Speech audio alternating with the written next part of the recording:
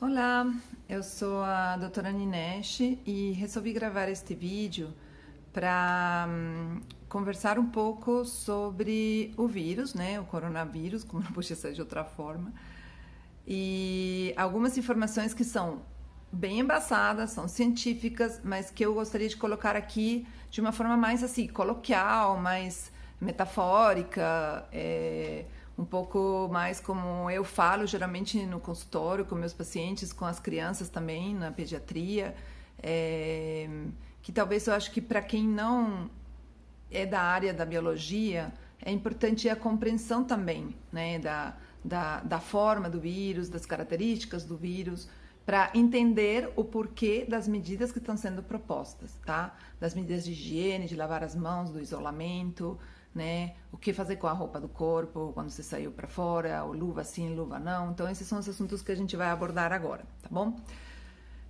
Primeira coisa é esclarecer que coronavírus é uma família, tá? É uma família que se conhece desde 1960, então não é uma família nova, tá bom? Já teve SARS em 2002, síndrome aguda respiratória grave, já teve MERS em 2012, a síndrome aguda do Oriente Médio grave, e agora desde dezembro de 2019, esta Covid-19, né? Covid, então, é a doença, disease, né? O D é disease. Então, assim, a doença pelo coronavírus desde 2019, que começou na China. Ok. Então, assim, o que é esse vírus? O que é esse novo coronavírus, né, esse novo integrante da família, né? Quem é esse carinha que chegou agora novo na família dos coronavírus? E quais são as características dele? Então, o coronavírus, ele é um vírus, então é um ser vivo, né? É uma célula que tem, neste caso, o coronavírus, ácido ribonucleico de uma só cadeia. Essa cadeia, ela circula, gira em sentido horário, né? Depois a gente pode pensar isso na medicina chinesa, o que significa, mas, enfim, é sentido horário. E esse giro dele, essa cadeia de ácido ribonucleico, ele forma como se fosse uma coroa, né? Ele é redondinho. E se você olhar mais por fora, as outras estruturas, você tem umas partículas que se chamam spike em inglês, né? Que são como umas agulhinhas. Todos os desenhos, esses do vírus que a gente vê, ele tem esses petinhos para fora. Isso são glicoproteínas. Então, essa glicoproteína é como se ela fosse uma chave. É uma chave que entra numa fechadura nas células respiratórias, tá? Então, essa chave anda, chega na porta, abre, entra como se estivesse na casa dele, tá bom? Então, essas que são as grandes vilãs, sei lá como chama. Os grandes vilões. Então, aí, assim, essa glicoproteína, essa spike, é a forma que a gente tem de evitar que ele entre em casa. Então, se a gente... E aí, qual que é a questão? São glicoproteínas que se dissolvem com sabonete. Sabonete comum, sabonete, detergente, qualquer desses que a gente usa normalmente. Não precisa de nenhum sabonete antisséptico, não tem nada a ver sabonete antisséptico, pelo amor de Deus. Né? Pior que vocês vão acabar tirando as bactérias e modificando toda a flora bacteriana da pele. Então, assim, não é sabonete antisséptico, é sabonete comum, normal, qualquer um, sabão de qualquer tipo. Você lava a mão, aí, vamos supor que você tem vírus na mão, o sabão vai dissolver essas spikes. E pronto, acabou. E não tem mais vírus, morreu, não penetra, não entra, não tem como te atingir dentro. O que é dentro, né? Essa é outra questão bem bonita que a gente vê muito na medicina chinesa, o que é dentro, né? Então, assim, aqui não é dentro ainda, aqui é um tubo que vai até o pulmão e é um tubo externo, exterior. O tubo digestivo é a mesma coisa, é um tubo que te atravessa por aqui, sai pelo ânus e que não é dentro ainda. Dentro é quando entra dentro da tua célula, tá? Quando atravessa essa barreira e penetra a célula. E aí o vírus penetrando nas células do aparelho respiratório, ele se reproduz e aí é a doença, tá?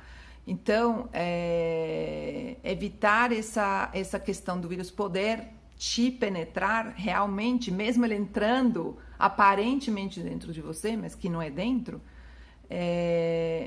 ele se dissolve com sabonete e acabou. Então, primeira coisa sobre o sabonete.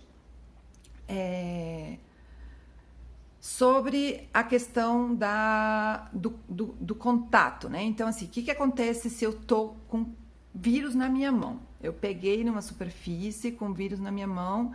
Se eu passar no meu rosto, se eu passar na minha pele, se eu esfregar o vírus inteiro no meu corpo, não vai acontecer nada. O vírus não penetra a pele, ele não abre minha pele e entra nadando lá dentro. Não tem como fazer isso. O vírus, ele só entra pelo aparelho respiratório. Então, se eu estiver cheio de vírus na mão e eu não encostar no meu nariz, e eu não encostar na minha boca, e eu não encostar no meu olho, eu não vou me infectar, tá? Eu vou ser um portador assintomático do vírus, tá? Que o meu corpo está cheio de vírus espalhando por aí, mas eu não vou me infectar, tá bom?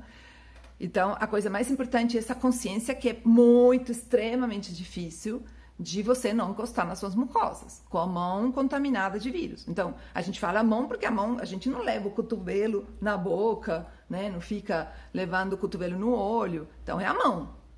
Então, por isso que a gente fala para espirrar no antebraço, né? Para acostumar a espirrar, a tossir, tampar com o antebraço. Porque o antebraço vai ser mais difícil de eu ficar lambendo, né?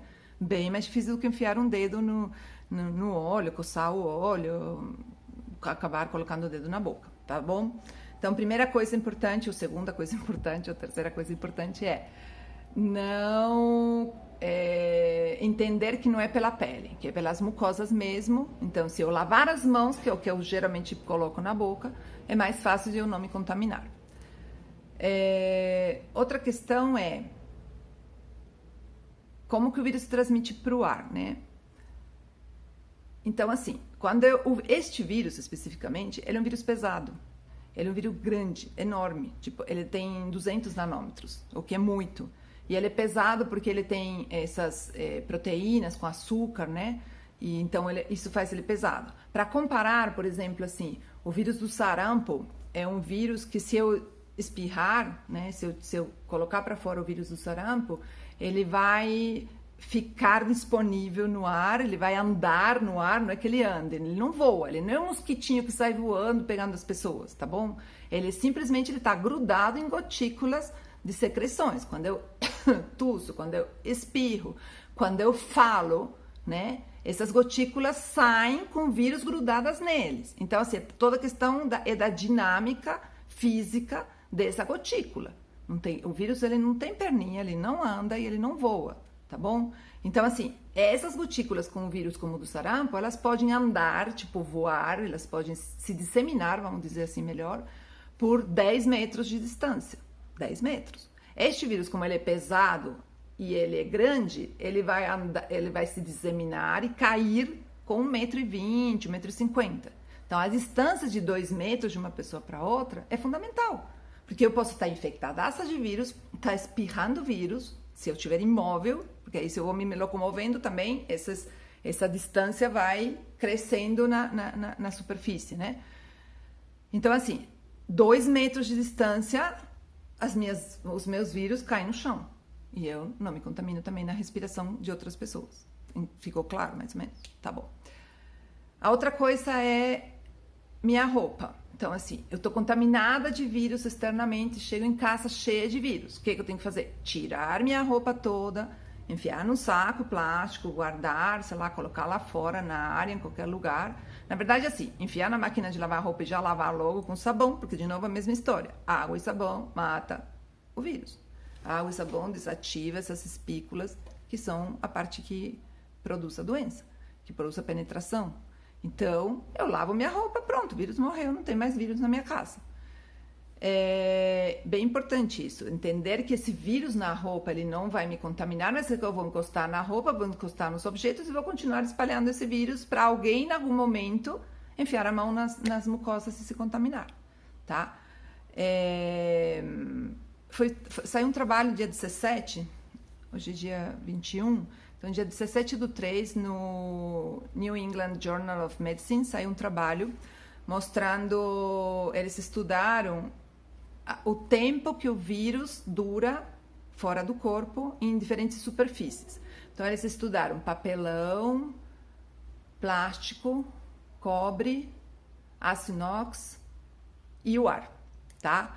E quais foram os resultados? Os resultados foram que no plástico e no aço inox, o vírus fica 72 horas esperando alguém pegar ele e levar para dentro da casinha, tá? Então, quando você coloca a mão numa superfície de plástico ou de aço inox que está com vírus, tudo bem, você colocou a mão no metrô, sei lá onde, chego, lavo, vírus morreu, acabou, tá? Mas assim, tem que ter essa consciência que pode não ter passado ninguém, fechou o metrô, sei lá, você passa lá, 72 horas depois ainda tem vírus lá, te esperando, tá? Então, cuidado com isso. Então, no plástico e no aço inox, 72 horas, no papelão, 24 horas, e no aerosol, no ar, 3 horas. Então, eu estou aqui infectada, você não chega a menos de 2 metros do que essas gotículas. 3 horas depois, todas já caíram, já era, não tem mais gotícula nenhuma. Então, também entender isso, tá? Que mais? Das luvas. Então, assim, as luvas é uma faca de 2 gumes. Olha aí, cuidado. Porque você usa uma luva, sua mão tá limpa. Você tá sem vírus. Você tá na sua casa isolado totalmente, não tem vírus nenhum, você tem certeza, tá tudo bem. Beleza. Você lavou as mãos, tá limpinho, não tem vírus aqui. Coloca uma luva e sai pra rua. E pega no carrinho do supermercado com a luva. E aí você acha, não tô pegando, legal, não tô pegando. Não tô pegando a luva, eu tô numa camisinha, sabe? Tipo, numa camisinha que não entra nada aqui dentro. Primeiro, você pode não perceber e levar a luva pro olho, pro nariz, porque a gente tá muito acostumado com isso, né? Então, esse é o cuidado, tá bom? Você é super cuidadoso, beleza, não tem problema nenhum. Você vai tirar a luva. E você vai acabar encostando, você não sabe tirar uma luva. Quando a gente começa a fazer cirurgia, e a gente tem que ficar com aquela mãozinha assim, calçar a luva.